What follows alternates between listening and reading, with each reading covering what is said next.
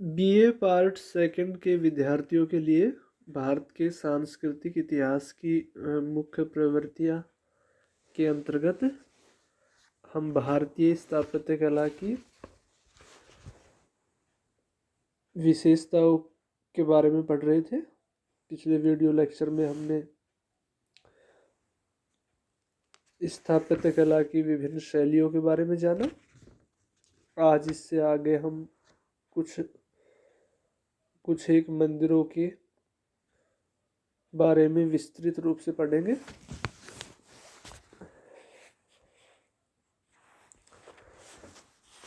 पहले हम आबू के मंदिरों के बारे में बात करते हैं।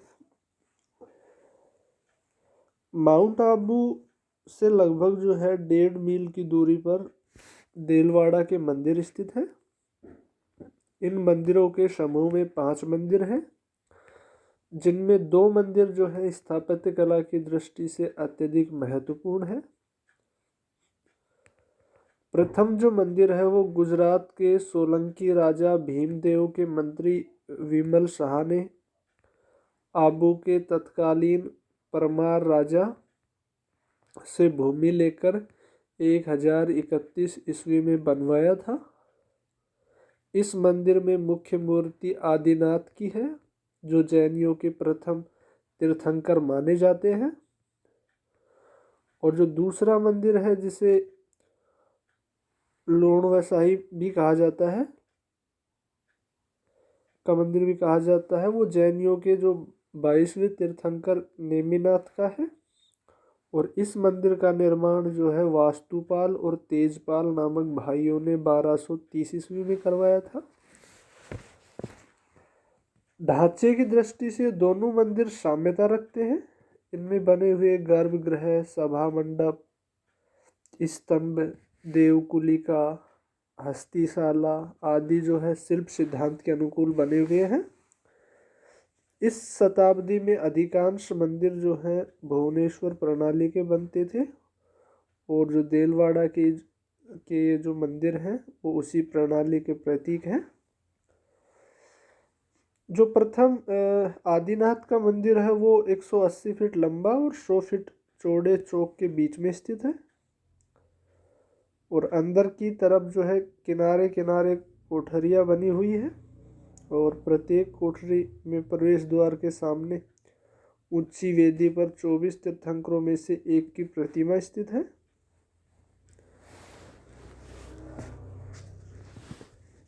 आदिनाथ के मंदिर के दाहिनी ओर चौक के कोने में ऊंचे कक्ष में भवानी देवी की मूर्ति प्रतिष्ठित है, और इनके पास के ही कक्ष में 22वें तीर्थंकर नेमिनाथ की विशाल मूर्ति है, जो एक ही संगमरमर के पत्थर से बनी हुई है। वास्तुपाल व तेजपाल द्वारा निर्मित नेमिनाथ के मंदिर का नक्शा और बनावट जो पूर्व वर्णित जो मंदिर है उसके समान ही है, लेकिन कुल मिलाकर ये उससे अधिक कलात्मक है, और इसके वैभव में एक प्रकार की सादगी है।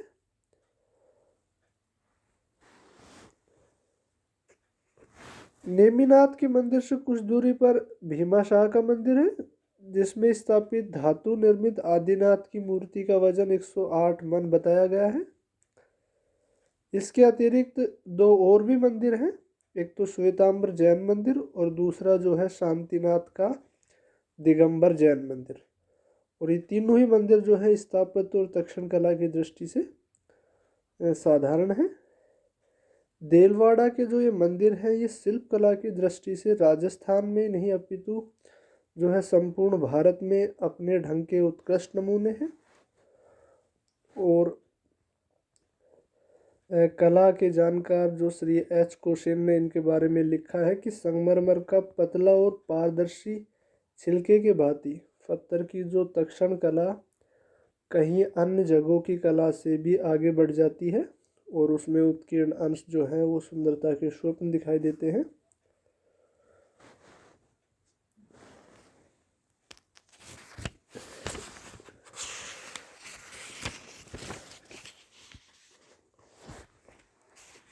अब हम उड़ीसा के मंदिरों के बारे में देखेंगे। उड़ीसा के मंदिरों के बारे में अगर हम कहें तो उड़ीसा में छठी शताब्दी से लेकर 12वीं शताब्दी तक लगभग 600 वर्षों तक एक निश्चित वास्तुशैली का विकास हुआ। और यहाँ विकसित मंदिरों की वास्तुकला के प्रमुख केंद्रों की बात करें तो उसमें एक भुवनेश्वर, एक कोणार्क और एक पुरी। भुवनेश्वर, कोणार्क और पुरी। राजनीतिक इतिहास की दृष्टि से यहाँ जो है शिलोद्भव, भूम, सोम और गंग वंश के शासकों ने राज्य किया और इनमें प्राय सभी ने जो है किसी न किसी रूप में वास्तुकला के विकास में योगदान दिया।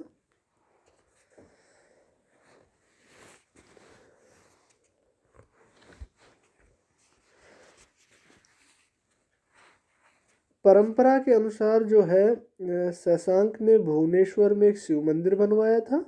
छठी शताब्दी में भुवनेश्वर के कुछ प्रदेश पर शैलोद वंशीय सामंतों का अधिकार हो गया था और इस समय भुवनेश्वर में परशुरामेश्वर मंदिर का निर्माण हुआ। इसके बाद सोमवंशी उद्योत केसरी ने ब्रह्मेश्वर मंदिर का निर्माण करवाया। इसके बाद अधिकांश मंदिर जो है अनंत वर्मा चोलगंग के द्वारा बनवाए गए, जिनमें जो है जगन्नाथपुरी का मंदिर सम्मिलित है। मेधेश्वर नामक मंदिर का निर्माण अनंग भीम द्वितीय के समय किया गया और इसी शासक की पुत्री चंद्रा देवी ने भुवनेश्वर में ही अनंत वासुदेव नाम के विष्णु मंदिर की स्थापना की। कोणार्क के प्रसिद्ध सूर्य मंदिर का निर्माता नरसिंह था। तो उड़ीसा के जो सभी मंदिर हैं वो आकार प्रकार में जो है अभिनव संपदा लिए हुए खड़े हैं। उड़ीसा के सर्वोत्तम मंदिर पुरी जिले में है।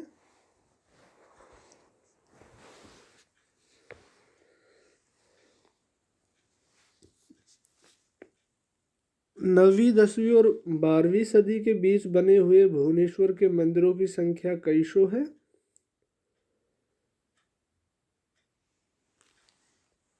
और उस श्रेणी के अगर मंदिरों में प्राचीनतम मंदिर की बात की जाए तो परशुरामेश्वर है।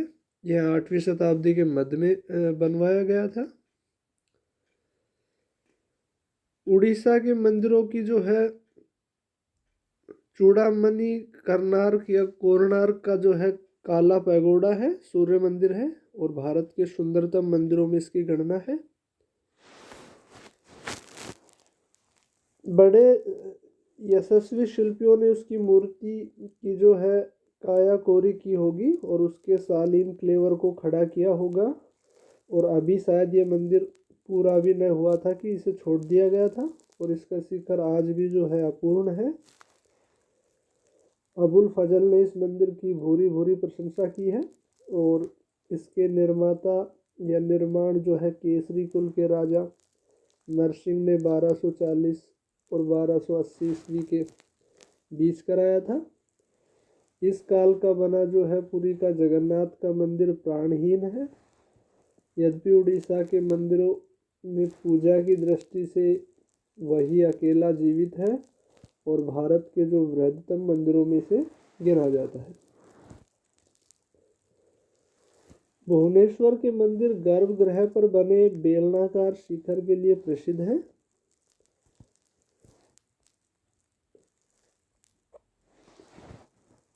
मंदिर के ऊपरी भाग में सीधी रेखा के समान ऊपर उठते हुए इन जो है शिखरों की गिरवा पर रखा हुआ जो आमलक है वो दूर से ही दिखाई देता है और बेलनाकार शिखर के कारण जो है गर्भगृह को स्थानीय भाषा में रेखा देउल कहा जाता है।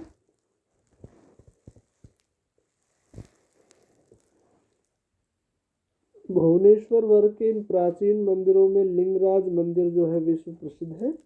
यहाँ के मंदिर की जो भारी भाग में 3 प्रकार की प्रतिमाएं लगाई गई हैं।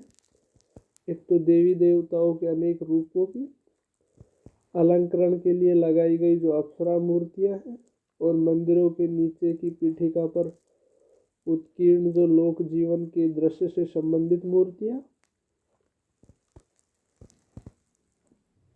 इन मंदिरों पर जो बाहर बने गवाक्षों में गणेश, कार्तिकेय, पार्वती, यम, कुबेर, वरुण, महिषासुर मर्दिनी सूर्य की प्रतिमाएं लगाई गई।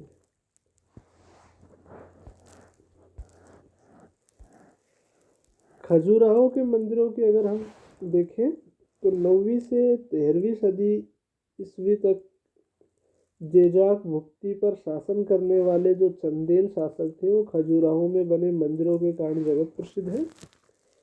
खजुराहो जो है ये मध्य प्रदेश में छतरपुर जिले में एक छोटा सा गांव है। इसी समय एक विशाल नगर था। चंदेलों के जो पूर्वजों ने यहाँ से अपनी शक्ति का विस्तार किया था और बाद में जो है इसी नगर में चंदेलों ने शिव और विष्णु के विशाल मंदिरों का निर्माण करवाया। खजुराहो के मंदिर समूह भी अपनी भव्यता, शिल्पकारी और दिव्यता में बेजोड़ है। भुवनेश्वर के मंदिर समूह में विविधता के साथ साथ आकृति और सौंदर्यता की शालीनता है। खजुराहो के मंदिर समूह की महिमा उससे कुछ घटकर है।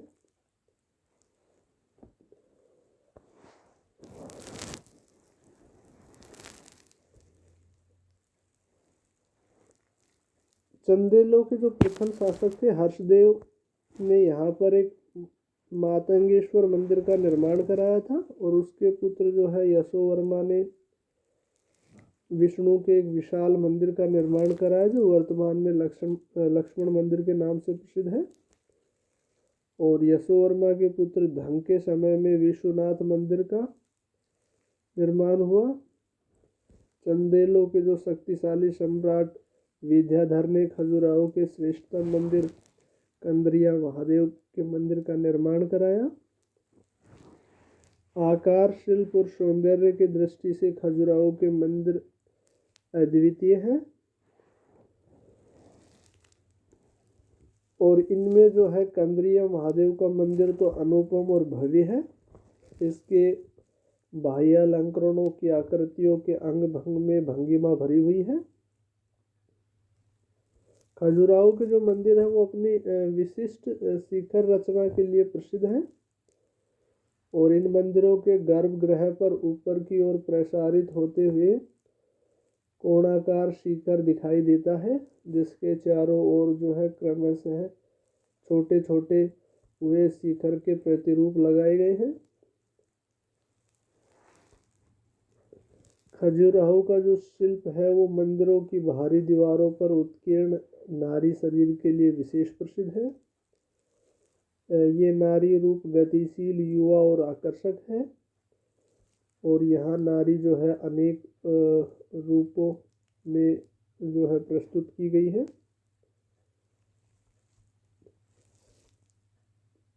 खजुराहो के मंदिरों के भीतर और बाहर भिन्न तलों पर मूर्तियां और प्रतिमाओं का ऐसा बाहुल्य है कि हमें वहाँ एक लोक जीवन की झांकी दिखाई देती है। खजुराहो में शैव, वैष्णव और जैन संप्रदायों के मंदिर पास पास बने हुए हैं जो चंदेलों की धार्मिक सहिष्णुता को प्रदर्शित करते हैं।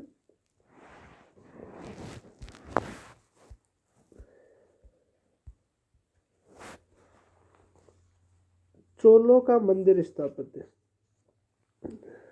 चोल कला का जो प्रारंभ है वो पल्लव युग से माना जाता है। चोलों ने जो है क्योंकि पल्लवों और पांड्यों का स्थान लिया था, चोलों ने जो है पल्लवों और पांड्यों की कला को ही जो है विकसित किया।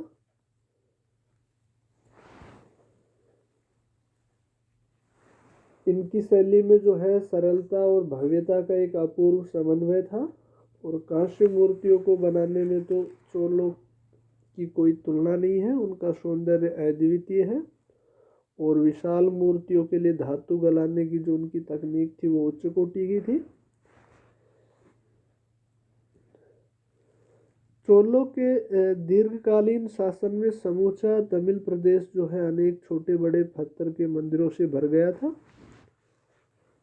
चोलों के शासनकाल में धीरे धीरे पत्थरों के भवन के स्थान पर ईंटों के भवन बने और इनमें जो है परांतक प्रथम के समय का जो सबसे प्राचीन मंदिर जो है वो कोरंगनाथ का मंदिर है। इसके अलावा जो तंजौर का वृहदेश्वर मंदिर है वो, इस मंदिर में जो है चोल कला का बहुत अधिक विकास दिखाई देता है और इसका निर्माण जो है चोल नरेश राज प्रथम के शासनकाल में हुआ था और दक्षिण के मंदिरों में यह सबसे बड़ा और ऊंचा है। इसका जो मुख्य भवन 180 फीट लंबा है और पिरामिड के आकार का जो इसका विमान है वो मंदिर से 190 फीट ऊंचा है। इस मंदिर के 4 भाग हैं, गर्भगृह, मंडप, अर्धमंडप और बहिर्भाग, जिसमें जो है नंदी स्थापित किया गया।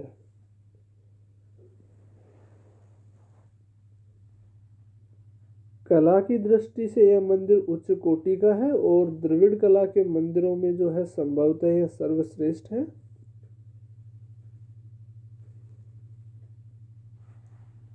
इसके अलावा एक गंगईकोंड चोलपुरम का मंदिर है जो राजेंद्र प्रथम के शासनकाल में इसका निर्माण हुआ था और इसकी शैली भी जो है तंजौर के मंदिर के ही समान है।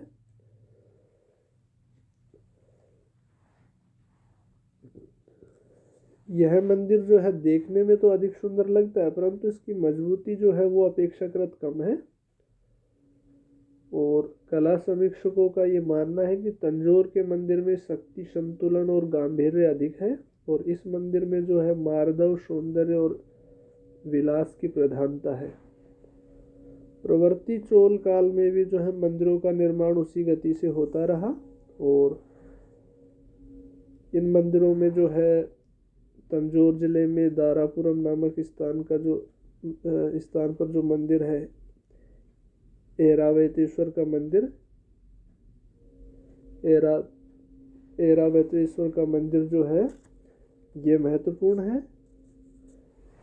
इसमें जो है एक मंडप एक रथ की आकृति पर बनाया गया है जिसमें हाथी जुते हुए हैं और इस मंदिर के विमान की ऊपरी रचना में 5 मंजिलें हैं जो ऊपर की ओर बराबर घटती गई है। दूसरा जो मंदिर है वो कंफरेश्वर का है जिसे अभिलेखों में जो है त्रिभुवन वीरेश्वर कहा गया है। यह भी तंजौर जिले में है और इसका निर्माण जो है कुलोत्तुंग तृतीय ने करवाया था।